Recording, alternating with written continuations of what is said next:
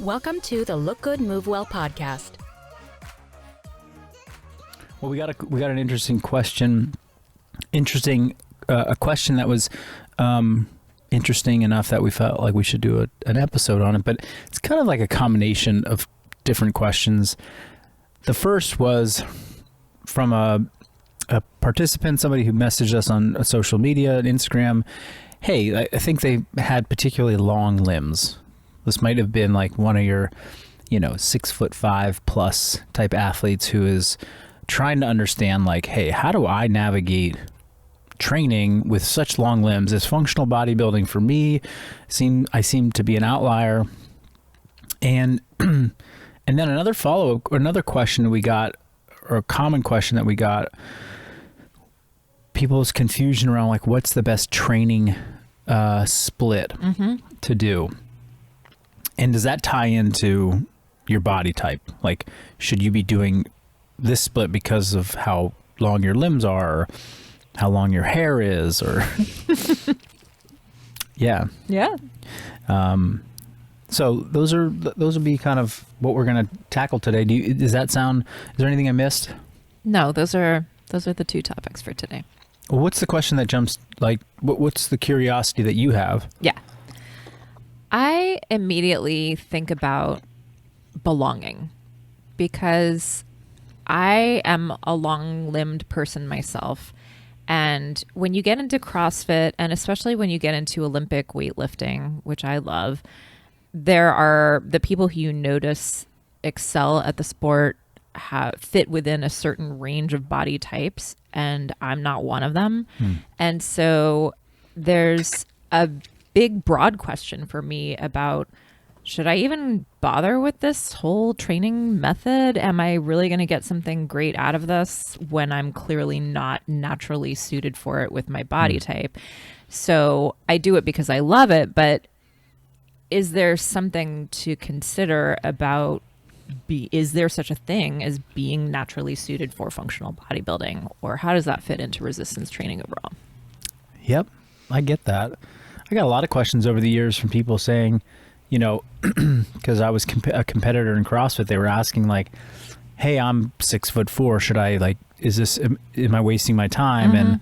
And, I think to answer some of those questions, you have to like really look at like, well, what's your true motivation here? Like if this is going to be a failure, for you, if you don't make it to the CrossFit Games, then I might point to the information and the data that says like, well, the average CrossFit Games competitor on the male side is 5'8", and we haven't had anybody over 6'1" qualify in X number of years. And so you you can build a pretty strong case that the likelihood of qualifying is going to be low. Is it impossible? Absolutely not. I don't know yet. Right. One day we might say, yeah, it's impossible. Like, you're not going to break the world record in sprinting if you're 5'2", or you're not going to break the world record in swimming if you're the same height. Like, we might know some of those things, but we have years to go, I think. But if it's a matter of like simply, can I do this and find fulfillment, then that certainly can be answered in with a different lens. Like, we don't have to like look at absolutes and do statistics and spreadsheets and decide whether you were like built for the sport or built, with functional bodybuilding, it's the methodology and the principles.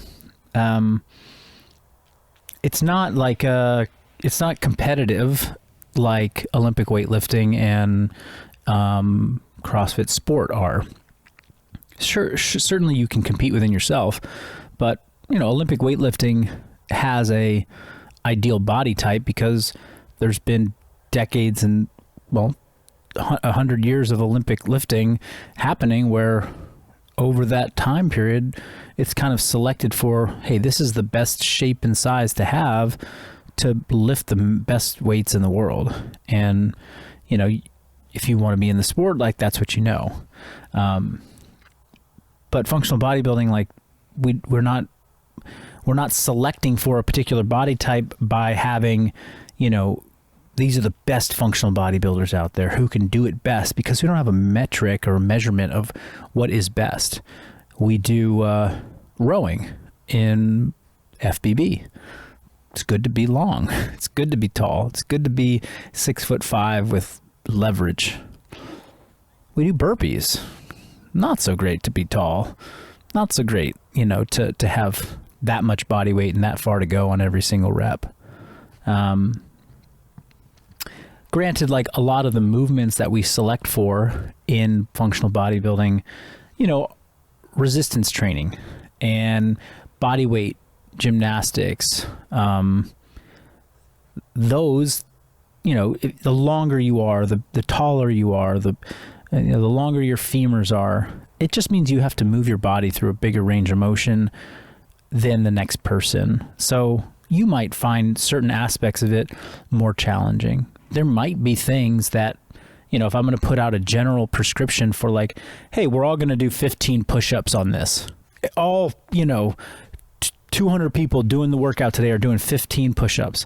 Is everyone going to have as easy a time doing 15 push-ups? Well, if your arms are 2 feet long, versus 3 feet long, well, the person with longer arms that's going to be more work for them. And maybe they can't do 15. But there's plenty of people with 2-foot arms that also are not strong enough to do 15 push-ups yet either, and some that could do 20 or 30. So if you're gonna, it's like, well, how do we define whether this is like the right thing for you to do based upon your body shape and size? Well, it's two-part. It's, how good are you at the individual disciplines that you're doing relative to the world best, and should you have like a desire to get there? I mean, you want to give somebody a realistic expectation. Hey, you're the right size, the shape, the limb lengths, the everything. You've got determination. You have a background. Like you could be good at this. I'm not going to guarantee it, but you got at least the tools to do it. Versus like, I'm 5'2". Can I get into the NBA? It's like, it's been done, by one person, but it's not likely. So maybe if that's what you're going to define as success, then let's try something else, right? Or just know going into it that it's going to be a real uphill battle for sure. And then, the other way to do this is sort of just, okay, within myself, I have to remember that how this is written for a wide range of bodies and shapes and sizes out there. So it's not just me that's struggling with it. Anybody coming in can struggle. Anybody that's short, tall, medium, bigger body, body mass, or smaller body mass. Like, we all have to look inside of ourselves to determine, how to best interact with what's on the paper. It's not written for a specific body type and body size.